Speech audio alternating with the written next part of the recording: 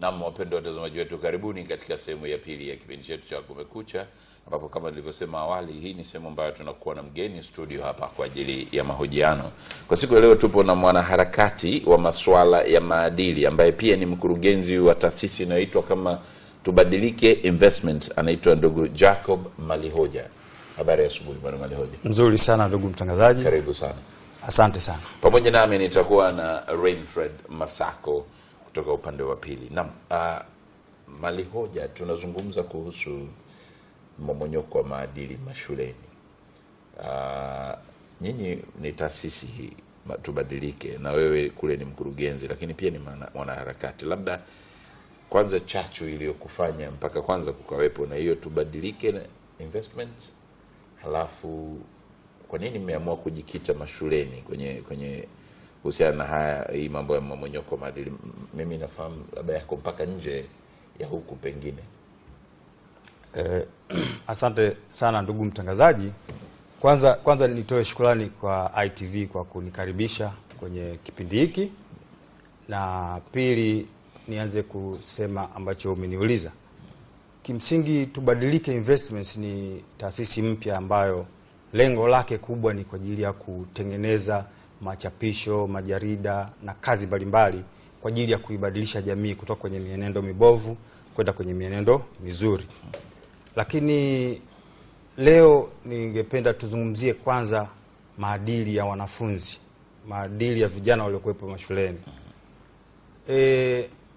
Tumeamua kuanza na maadili ya vijana kwa sababu mmomonyoko wa maadili sasa hivi limekuwa ni janga la kitaifa kwa vijana waliokuwepo mashuleni. Ni janga la kitaifa ambalo halijatazamwa kwa sura yake halisi. Hali ilivyo sasa hivi katika mashule yetu ni mbaya. Vijana wanaishi katika mazingira wanayoyataka ambayo yenyewe yanawaharibia bila wao kujijua, lakini pia mmomonyoko ule wa maadili unapelekea migogoro katika jamii, unapelekea matatizo ya maambukizi ya magonjwa, unapelekea matatizo ya uzazi kabla ya umri. Tunaona kesi nyingi sana za mimba mashuleni, maambukizi ya ukimwi, vifo chini ya umri, vifo kwa wanawake vinaongezeka kutokana na watu kuzaa katika umri mdogo. Labda ukitazama katika mtiririko ulioeleza kwamba mashuleni wanafunzi wako hivyo, lakini hawa wanaishi na wazazi wao. Kwa hivyo nadhani labda tatizo linaanza nyumbani, kwa sababu ndio wanaishi nao na wanakuwa nao muda mrefu. Kwa nini wazazi mnawagusa namna gani? Kwa sababu nafikiri haikuanza tu kwa hawa vijana, pengine wametoa mahali ndio mpaka wamefika huku walipo. Ni kweli ndugu mtangazaji, kama unavyoongea swala la mmomonyoko wa maadili, sababu zake zina upana mkubwa sana. Kuanzia kwenye malezi, lakini jamii pia inayowazunguka wale vijana, pamoja na masuala mazima ya utandawazi. Mfumuko wa utandawazi unachangia sana kuongeza mmomonyoko wa maadili, ambapo pia unaweza kusema labda sasa wazazi wana mchango wa kudhibiti haya, nini watoto wao watazame kwa mfano kwenye runinga, na nini wasome labda kwenye mitandao, kwenye majarida mbalimbali. Kuna siku hizi majarida mengi tu ambayo wengine ni ya kila siku, tena yanaweza kuitwa pendwa, yanaleta mambo haya, lakini wazazi wanaacha watoto wanatazama. Labda kwa nini unadhani wao kwanza ndio wasianze kuelimishwa na tunataka kuanza na wanafunzi waliokuwepo mashuleni, kwa sababu wapo kwenye makundi ambayo wanaweza kufikiwa kwa urahisi sana. Na kitu tunachotaka kufanya sisi ni kwamba tunataka kushughulika na akili za wale vijana. Tunataka kutengeneza ile self defense mechanism, psychological self defense mechanism, kwa ajili ya kijana mwenyewe aweze kujua kwamba hiki kinaweza kumhatarisha namna gani, aweze kujidefense namna gani na yale mambo yanaweza kumhatarisha. Kwa sababu wazazi wana mchango, lakini pia wako wazazi wengine hawajui wafanye nini. lakini mtoto anayekuwa yuko shuleni anapata elimu, anapata mwangaza. Kwa akikutana na uelimishaji kuhusu swala zima la kujihami na mmomonyoko wa maadili, anaweza akawa pia naye ana nafasi ya kujisaidia yeye mwenyewe, hata kama mzazi wake hajui namna gani amsaidie mtoto wake. Hawa watoto shule pia wako na walezi ambao ni walimu, na wengi pia ni vijana. Kwa hiyo wamo mle kwenye hilo kundi ambalo mnahangaika nalo. Unatazama hiki kitendawili kweli kilivyo hapo, unaona namna gani unaweza ukajaribu kuondoa kwenye haya, wakati wanaowafundisha pia wameguswa na huo mmomonyoko wa maadili. Si ajabu siku hizi kusikia mwalimu anashiriki kimapenzi na mwanafunzi, ama kinyume, mwanafunzi anashiriki na mwalimu. Kwa hivyo namna gani, labda bado narudi kule, uko sahihi sana, na hilo tatizo tunalijua na ni moja ya vitu ambavyo tunafikiria kuvikabili. Lakini hiki ambacho tunataka kukifanya pia kitamsaidia pia mwanafunzi kujihami na mwalimu wa namna hiyo, lakini pia kinaweza pia kumtengenezea mwalimu pia mpaka na mwanafunzi, kwa sababu tumetayarisha posters ambazo zina ujumbe ambao kwanza unashauri, pili unafundisha, alafu unatengeneza aina fulani ya aibu, mipaka kati ya watu au vijana wanaotaka kufanya mambo ya mmomonyoko. Kwa hiyo hizo posta watakaposoma wanafunzi na walimu watakaposoma, kuna aina fulani ya mpaka au ya kuoneana aibu itajitokeza pale. Kwa hiyo kwa namna moja au zaidi wataanza kujitenga na yale mambo ya mmomonyoko wa maadili wanayopenda kuyafanya. Mzee Masako ameona mengi, ngoja tusikie. Labda tu pengine tuingie katika labda hata hayo maplakadi yenyewe mnayotaka yasambazwe huko mashuleni. Mmepanga kufanya namna gani, na hasa mpaka kuweza kumfikia mwanafunzi akisoma inagusa? Pengine kama unalo, pengine hapo tuweze kuona ni nini hicho ulichoandika au kipo katika hayo maandiko yatakayomgusisha mtoto akisoma mwenyewe tu, hata akiwa peke yake aone mimi nimo kwenye kundi hili hapa. Asante sana ndugu mtangazaji, kwamba tulichokiona mmomonyoko wa maadili unaosumbua sana katika vijana waliokuwepo mashuleni ni masuala ya mahusiano. Kama ulivyosema kwamba mahusiano kati ya wanafunzi wenyewe kwa wenyewe, wanafunzi na walimu, wanafunzi na watu waliokuwa nje ya shule. Sasa tumeandaa hizi posta ambazo zina sema mpenzi wa kweli daima ni elimu. Kwa hiyo kijana mwanafunzi ambaye yuko shuleni anatakiwa kujua kwamba anapokuwa shuleni anatakiwa ampende elimu. Sasa posta inasemaje? Inasema kwamba mpenzi wa kweli ni elimu. Huyu daima anakuwa na wewe, hawezi kuibiwa, huwezi kusahau popote, wala huwezi kunyang'anywa. Sasa mwanafunzi makini anakuaje? Mwanafunzi makini na mwenye hekima anakuaje? Hapa tunaeleza sifa za mwanafunzi makini na mwenye hekima. Lakini shuleni kuna wanafunzi ambao wao wanajiendekeza na ule mmomonyoko wa maadili, wanafanya vitu ambavyo tofauti. Hawa tunaweka kwenye kundi la wanafunzi wajinga na wapumbavu. Sasa posta hii itakapokuwepo pale shuleni, mwanafunzi anasoma kwamba mwanafunzi makini yukoje, anajiangalia yeye mwenyewe, yuko kwenye kundi la wanafunzi makini au yuko kwenye kundi la wanafunzi wajinga na wapumbavu. Sasa wakisoma wawili watatu pamoja pale, wataanza wenyewe wanajuana tabia zao. Pengine kabla hawajasoma walikuwa wanafanya jambo fulani, lakini itakuwa aibu zaidi kuendelea na vitendo hivi vya kijinga na vya kipumbavu baada ya kusoma ujumbe huu ambao wameusoma pamoja. Sasa basi, namna gani tutafanya ili ziweze kuwafikia walengwa? Tunazo njia zaidi ya moja tunazikusudia, hasa njia kuu mbili. Njia ya kwanza, tunazialika taasisi zisizo za kiserikali au watu binafsi waje wazichukue hizi ili wazitoe kule mashuleni. Na sasa hivi tumeshakuwa na mazungumzo na taasisi moja inaitwa Kipuka yenye makao yake makuu kule Kigamboni, wao wataanza kuzisambaza hizi mashuleni. Lakini kwa sababu shule ziko nyingi, basi tunazialika taasisi zingine ziweze kuja. Lakini pia tunatoa nasaha kwa watu ambao wanaona kuna haja ya kukabiliana na hili tatizo, kwa sababu kesi za mimba mashuleni ni nyingi sana. Sasa tunatakiwa tujitahidi kuwajengea uwezo watoto kujihami ili tatizo hili lipungue. Kufeli kumeongezeka. Tunaishutumu serikali, tunashutumu walimu wakati mwingine, lakini watoto wenyewe ile mienendo yao pia inawachangia kufeli. Sasa tuwahami vipi? Tuwatengenezee mazingira ya kuwapa uwezo wenyewe wa kuelewa vile wanavyovifanya vinawasaidia kuwaingiza kwenye matatizo ya kufeli, kwenye matatizo ya magonjwa, kwenye matatizo yaani matatizo mbalimbali ambayo wanakutana nayo kutokana na kufuata au kuwa kwenye mmomonyoko wa maadili. Kwa hiyo watu wote watakaoguswa basi wajitokeze kushirikiana na sisi katika hili. Sisi tutakuwa tunazitoa na tunaziuza kwa bei ndogo ndogo tu ya kawaida, ili mradi ziweze kupatikana kwa wingi, siweze kufika kwa walengwa.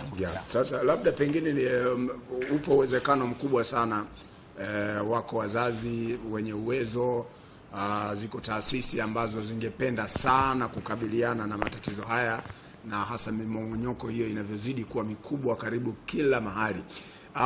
Kwa anaye kusikia hivi sasa ambaye angependa kukusaidia, unafikiri utamfikia wewe au yeye watafute? Maana hapa ndo kuna swala la mawasiliano, namna ya kufanya ili uweze kuwapata watu hao au wao wakupate wewe. Asante ndugu mtangazaji kwa swali.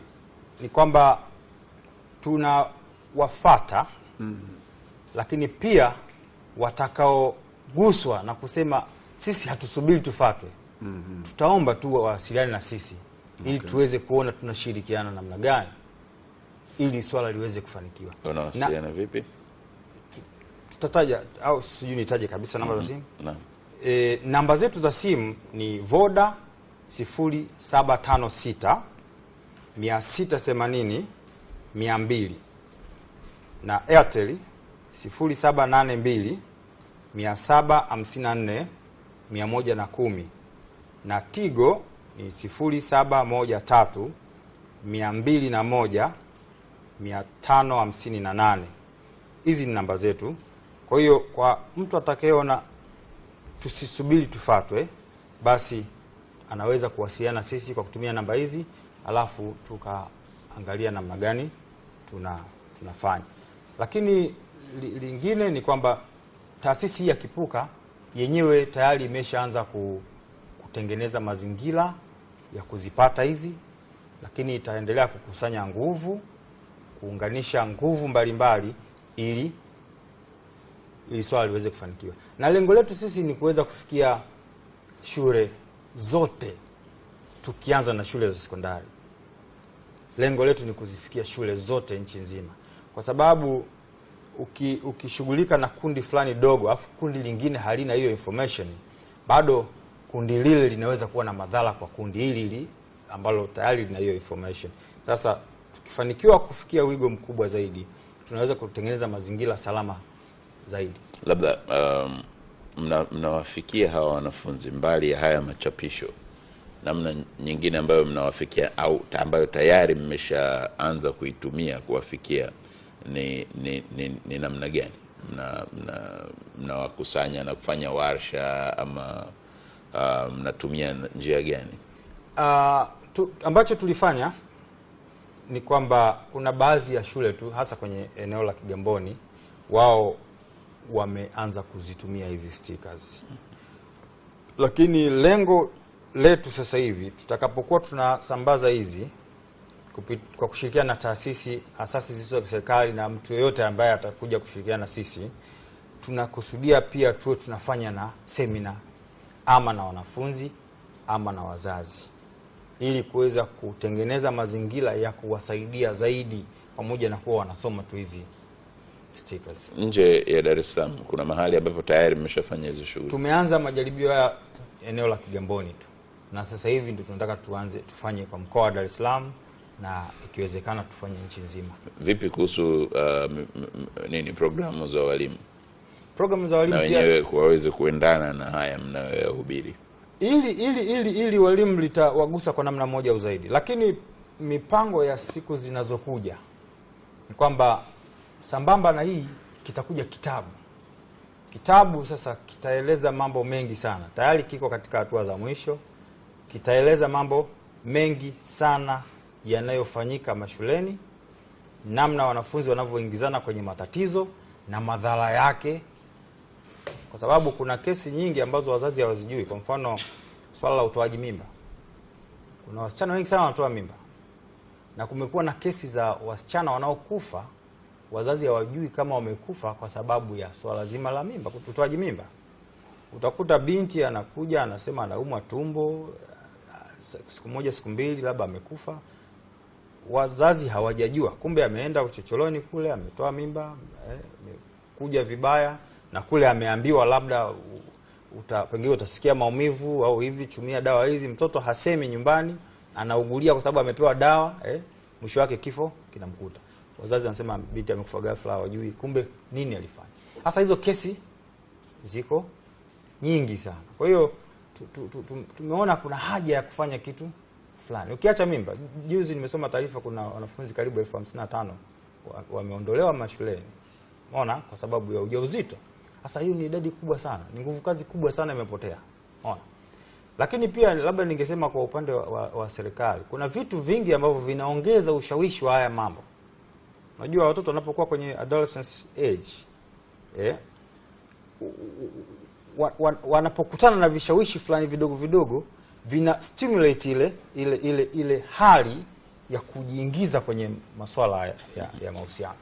Sasa ukipita sasa hivi mitaani, kanda za video zinauzwa bila hata uangalizi, mabanda yanaonyesha picha za ngono, wakati mwingine watoto wanaangalia. Sasa vitu hivi navyo serikali ingejaribu pia kuvifanyia mkazo, unaona, ili kupunguza ule ushawishi.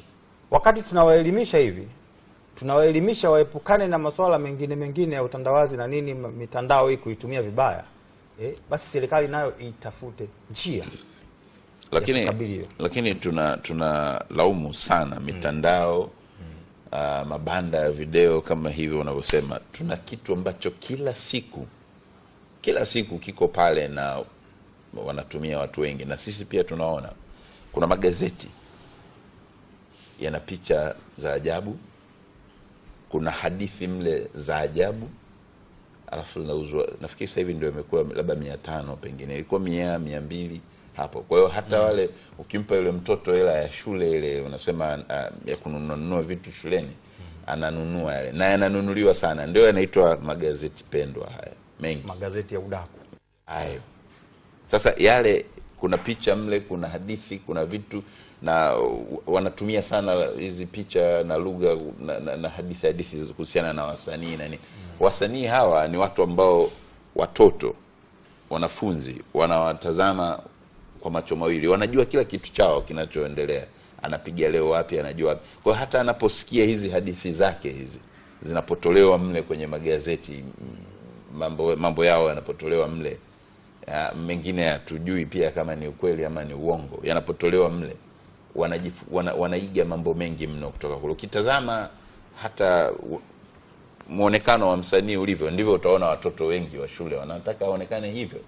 Sasa vitu kama hivi ambavyo vipo, kwa nini hivi ndio visianze kudhibitiwa hivi kuhusiana na picha na nini mnatazama, mtazamo wenu nyinyi? Kwa sababu mmeamua kupambana na hili, labda kuna haya mambo ambayo yako mbele ya macho yenu.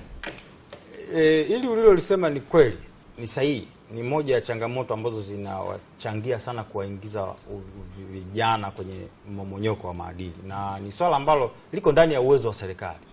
Sisi tunaweza tukahamasisha, na kimsingi tutahamasisha pia serikali. Tutaihamasisha serikali pia iweze kuchukua. Hapa mimi nimezungumza tu, lakini tutachukua hatua za ziada kuihamasisha serikali yenyewe nayo ichukue wajibu wake, itekeleze wajibu wake vizuri. Kwa mfano hilo nilolisema la kanda zinavyo ziko, kama wanaweza kuvizia kanda za uchochezi wa kidini, si ndio hizo humo zinauzwa na hizo, wanaachaje zile kanda za X alafu wanaenda kukamata tu kanda za uchochezi, wakati zote ziko, kila moja ina madhara yake. Zote hizi zina madhara yanayofanana katika jamii.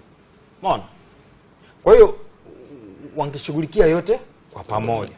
Na haya magazeti pia ya udaku, tunatafuta hela. Ni kweli tunataka kutengeneza hela, lakini tuangalie tunatengeneza hela kwa kiasi gani na tunaleta madhara kwa kiasi gani kwenye jamii. Hapa tunahitaji busara. Wakurugenzi wenye magazeti ya udaku wanahitaji kuwa na busara kwanza wenyewe za kawaida tu kulihurumia taifa. Sababu watagenerate hela, inakuwa sawa na watu wanauza madawa ya kulevya. Wanagenerate hela lakini wanaangamiza kizazi fulani kikubwa tu. Sasa na wao wanagenerate hela lakini wanaangamiza kizazi kikubwa tu. Umeona? Ingawa hawaoni kwa haraka jinsi watu wanavyoangamia, lakini wanaangamia. Kwa hiyo hilo nalo wamiliki wa magazeti ya udaku wenyewe waangalie namna ya kuchuja kabla serikali haijaanza kuonyesha makali yao, makucha yake. Unaona? Serikali nayo, viongozi wanatusikiliza hapa wengine, wachukue hatua badala ya kukaa tu kuangalia. Sawa, Masaka. Na labda tu pengine kwa kuwa huko Kigamboni mmekwisha anza bwana Malioja, mapokeo yake yanaonesha namna gani kuhusu mpenzi wa kweli daima ni elimu? Asante ndugu mtangazaji. Ni kwamba hii program walimu wakuu ambao nimekuwa nikikutana nao na ambao tayari baadhi ya shule zao wamechukua, wameipenda sana. Yaani wameipenda sana na wamesema itawasaidia sana. Na hata katika kuprocess pia nilikuwa napata baadhi ya maoni ya walimu wakuu kutokana na experience walionayo na wanafunzi wao. Kwa sababu kuna wanafunzi ukiacha tu kujihusisha na mahusiano ya kimapenzi, lakini kuna wanafunzi watukutu. Wavuta bangi, wako wezi, wako namna, yani wakorofi, watolo. Sasa hili linazungumzia kote huko kwamba mwanafunzi mpumbavu anakuwaje. Unaona? Mwanafunzi mpumbavu. Kuna shule moja kule tangu wameanza kutumia hizi, ameona kuna mapungufu fulani ya utolo pale shule. Unaona? Kuna mapungufu fulani ya utolo. Tofauti na muhula uliopita, utolo ulikuwa mkubwa, lakini tangu wamewabandikia hizi utolo umepungua. Sasa imetufanya tuwe na imani kwamba inaweza kuwa na mchango mkubwa sana. Na approach hii ni kwamba tumeifanya hivi kwa maana tuna attack psychology ya mwanafunzi. Kwa sababu kampeni nyingi ambazo zimekuwa zikipita zinawaelimisha, zinawapa awareness wanafunzi. Lakini ile awareness inawafanya wanafunzi wajue, vijana wajue, lakini wasiogope chochote. Wala wasijisute kutokana na yale ambayo wanayafanya. Hawajisuti. Wanajua kwamba hili tumeambiwa baya na hili na hili, lakini hajisuti. Lakini hii ni kwamba mwanafunzi atakapokuwa anakumbana na hii message, alafu anataka kwenda kufanya kile kitu cha kipuuzi, anakumbuka ile message kwamba yeye amewekwa kwenye kundi la watu wajinga na wapumbavu. Lakini anakumbuka pengine anayetaka kufanya upuuzi mbele yake na yeye ameshasoma. Kwa hiyo atajua mimi nikifanya huyu anajua kwamba mimi nafanya upumbavu kama tulivyobandikiwa pale. Umeona? Kwa hiyo ni mbinu fulani ambayo itakuwa ina attack zile saikolojia za kipuuzi. Hasa tuna ile mob psychology. Wanafunzi wanafanyaga vurugu nini, lakini pia hata katika masuala haya ya mabadiliko ya kibiolojia, naweza nikasema kuna ile mob adolescent psychology, kwamba kuna yale mambo ya kuambukizana, au ameona fulani labda na msichana fulani, unaona hivi, unaona. Lakini kama tutawatengenezea mazingira fulani ya kuwekea mipaka, tunaweza tukawaokoa. Na mimi nafikiri ni kweli kwamba kama mwanafunzi yeye mwenyewe akisoma atapata jibu tu, kwa sababu kama hivi mwanafunzi mjinga yukoje na mpumbavu na yule mwenye hekima, kilichompeleka shuleni ni nini, kuna majibu fulani kwa hakika ataweza kupata, na itabadilisha hali fulani ya ufahamu wao. Pengine tu kwa wale ambao watapenda hata kuja binafsi wao wenyewe, wana nafasi pia ya kuja, maana mwingine angependa hata awe nalo tu nyumbani na watoto wake 3-4 angependa awe nalo nyumbani. Kwa sasa hivi hizi zinapatikana pale Mbagala, opposite na Dar Live. Kuna stationery inaitwa Njenga Traders. Pale zipo, ndipo tulipoziweka kwanza, lakini baadaye kulingana na mahitaji tutaendelea kutafuta vituo zaidi kadiri ya mahitaji yatakapokuwa makubwa. Tutakuwa na vituo vingi hapa Dar es Salaam na nje ya Dar es Salaam, lakini kwa sasa hivi viko pale Njenga Traders, ni jirani na Dar Live, opposite Dar Live. Okay. Pembeni ya bar inaitwa White Mama. Kuna grocery inaitwa White Mama, pembeni kuna hiyo stationery. Okay. Yeah. Basi mimi tukutakie bwana, nafikiri muda unatutupa mkono, lakini wazo ni jema. Labda wanao kusikia wengine wajumuike nawe kukuwezesha kufikia hatua unayotaka kufikia. Nashukuru. Nitoe tu la yangu ya mwisho kwamba tatizo hili sio la serikali peke yake wala sio la kwetu sisi wanaharakati, ni tatizo la jamii kwa ujumla. Yeah. Jamii tunapaswa kushirikiana, wazazi, walezi, walimu, wanafunzi wenyewe wanatakiwa kujihami na jamii kwa ujumla. Tusichekea ya mambo, tunakokwenda ni kubaya. Na hali ni mbaya sana. Shukrani sana Bwana Malihoja kwa tafakari nzito hii. Asante sana. Nataraji itasaidia wengi. Shukrani sana. Naam. Tumefikia tamati ya sehemu ya pili ya kipindi chetu cha Kumekucha, ambapo kwa siku ya leo tumekuwa na mwanaharakati wa masuala ya maadili na pia ni mkurugenzi wa Tubadilike Investment, anaitwa ndugu Jacob Malihoja, akituelezea kuhusiana na mmomonyoko wa maadili mashuleni na namna wao wanavyojaribu kupambana nao, na pia namna anavyoshauri jamii nzima kwa ujumla wake kupambana na hili, kwa sababu si swala la kwao peke yao ama serikali peke yake, bali ni jamii yote ya Tanzania kwa pamoja ndio tunaweza kushindana na swala hili. Kwa niaba ya wote walioshiriki katika kuandaa kipindi hiki, naitwa Bakari Simbehe. Napenda niwatakie utazamaji mwema wa vipindi vinavyofuata hapa ITV. Asanteni, siku njema.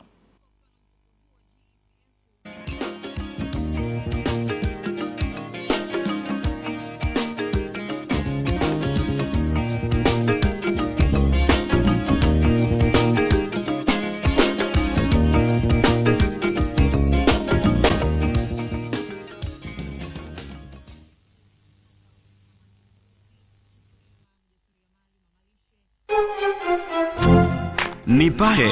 Gazeti lako la Nipashe Alhamisi Januari 30, 2000.